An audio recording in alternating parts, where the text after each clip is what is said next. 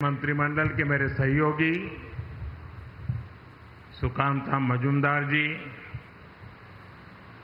पश्चिम बंगाल विधानसभा के नेता प्रतिपक्ष शुभेंदु अधिकारी जी, अलीपुर द्वार के लोकप्रिय सांसद भाई मनोज तिग्गा जी, अन्य सांसद, विधायक और बंगाल के मेरे भाई और बहनों, अलीपुर द्वार की इस ऐतिहासिक भूमि से बंगाल के सभी लोगों को मेरा नमस्कार।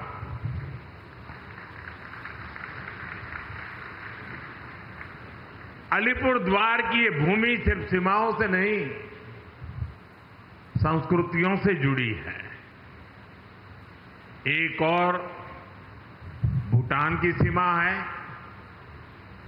दूसरी ओर असम का अभिनंदन है,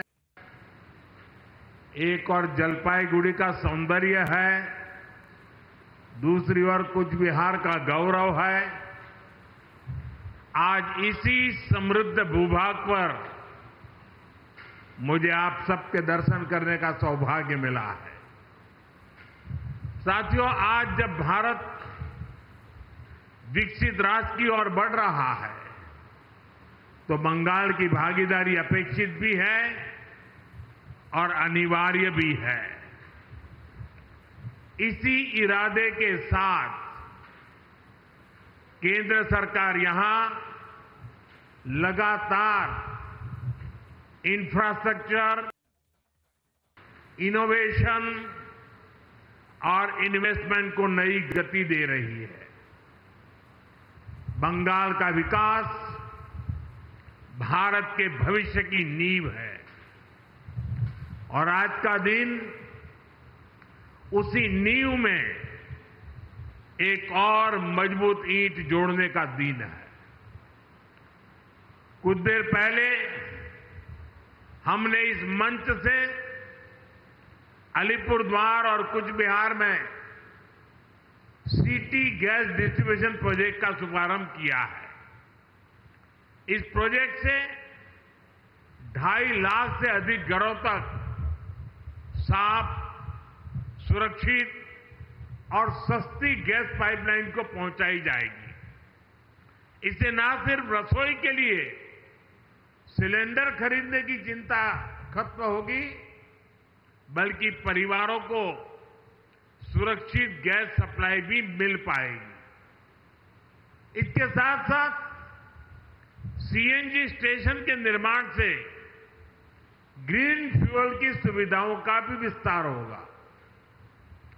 इससे पैसे की भी बचत होगी, समय की भी बचत होगी और पर्यावरण को भी राहत मिलेगी। मैं अलीपुर द्वार और कूच बिहार के नागरिकों को इस नई शुरुआत के लिए बधाई देता हूं। सिटी गैस डिस्ट्रीब्यूशन का ये प्रोजेक्ट सिर्फ एक पाइपलाइन प्रोजेक्ट नहीं है, ये सरकार की योजनाओं की डोर स्टेप डिलीवरी का भी एक उदाहरण है। साथियों, बीते कुछ वर्षों में भारत ने ऊर्जा के क्षेत्र में जो प्रगति की है वो अभूतपूर्व है। आज हमारा देश गैस आधारित इकोनॉमी की तरफ तेजी से आगे बढ़ रहा है। 2014 से पहले देश के 66 जिलों में सिटी गैस की सुविधा थी। आज 550 से ज्यादा जिलों में सिटी गैस डिस्ट्रीब्यूशन नेटवर्क पहुंच चुका है। ये नेटवर्क अब हमारे गांवों और छोटे शहरों तक पहुंच रहा है। लाखों घरों को पाइप से गैस मिल रही है। सीएनजी की वजह से पब्लिक ट्रांसपोर्ट में भी बदलाव आया है। इससे प्रदूषण कम हो रहा है, यानी देशवासियों की सेहत भी बेहतर हो रही है और जेब पर भी बोझ कम पड़ रही है। साथियों, प्रधानमंत्री उज्ज्वला योजना से इस परिवर्तन में और गति आई है। हमारी सरकार ने वर्ष 2016 में योजना शुरू की थी। इस योजना ने करोड़ों गरीब बहनों का जीवन आसान बनाया है। इससे महिलाओं को धुएं से मुक्ति मिली है, उनका स्वास्थ्य सुधरा है और सबसे बड़ी बात, घर की रसोई में सम्मान का माहौल बना है। 2014 में हमारे देश में 14 करोड़ से कम एलपीजी के कनेक्शन थे। आज ये संख्या 31 करोड़ से भी ज्यादा है। यानी हर घर तक गैस पहुंचाने का जो सपना था वो अब साकार हो रहा है। हमारी सरकार ने इसके लिए देश के कोने कोने में गैस डिस्ट्रीब्यूशन नेटवर्क को मजबूत किया है। इसलिए देश भर में एलपीजी डिस्ट्रीब्यूटरों की संख्या भी दोगुनी से ज्यादा हो चुकी है। 2014 से पहले देश में 14,000 से भी कम एलपीजी डिस्ट्रीब्यूटर थे। अब इनकी संख्या भी बढ़कर 25,000 से ज्यादा हो गई है। गांव-गांव में अब आसानी से गैस सिलेंडर मिल जाते हैं। साथियों, आप सभी ऊर्जा गंगा परियोजना से भी परिचित हैं। ये प्रोजेक्ट गैस आधारित अर्थव्यवस्था की दिशा में एक क्रांतिकारी कदम है। इस योजना के तहत गैस पाइपलाइन के पूर्वी भारत के राज्यों से जोड़ने का काम हो रहा है। अब पश्चिम बंगाल समेत पूर्वी भारत के अनेक राज्यों में गैस पाइप से पहुंच रही है।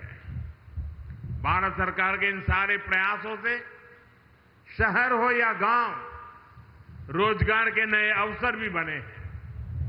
पाइपलाइन बिछाने से लेकर गैस की सप्लाई तक हर स्तर पर रोजगार बढ़ा है।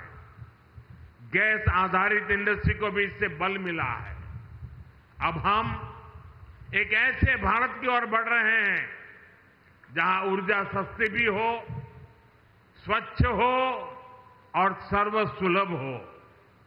साथियों, पश्चिम बंगाल भारत की संस्कृति का, ज्ञान विज्ञान का एक बड़ा केंद्र रहा है। विकसित भारत का स्वप्न बंगाल के विकास के बिना पूरा नहीं हो सकता है। और इसी बात को ध्यान में रखते हुए केंद्र सरकार ने बीते 10 वर्षों में यहां हजारों करोड़ के विकास कार्य शुरू करवाए हैं।